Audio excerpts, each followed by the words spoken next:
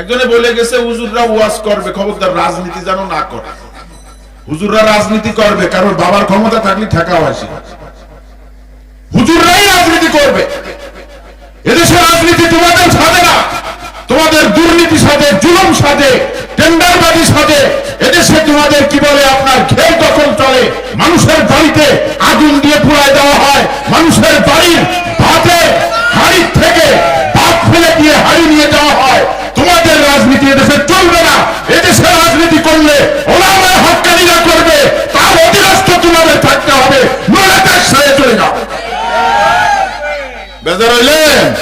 হ্যাঁ, যেই রাজনীতিতে কোরআন নাই, যেই রাজনীতিতে হাদিস নাই, যেই রাজনীতিতে নামাজ শিখায় না, যেই রাজনীতিতে সুদ মুক্ত শিখায় না, যেই রাজনীতিতে ঘুষ মুক্ত শিখায় না, যেই রাজনীতিতে আপনার কি বলে বেপরদাগিরি থেকে বিরত রাখার চেষ্টা করে না, যেই রাজনীতিতে আল্লাহ চিনায় না, রসুল চিনায় না, ওইটা মুসলমানের রাজনীতি না, মুসলমান নামক মুনাফিকদের রাজনীতি।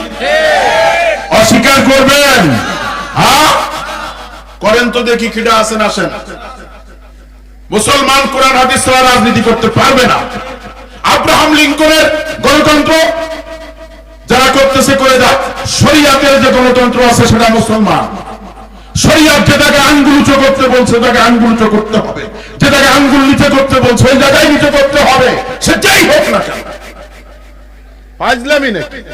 আমরা কথা বলি না, হ্যাঁ হুজুর তাই 15 বছর কি এরিছে, তোমরা কি এরিছে? করলি তো হুজুররা করেছে, করলি হুজুররা করেছে। বৈষম্য বিরোধী ছাত্র আন্দোলনের ছাত্ররা শাইখে চরমুনাইকে কেন ফুলের তুলা দিয়ে বরণ করে? কিসের জন্য করে? তাদের দলের তো আর কেউ না, কেন করলো এগুলো?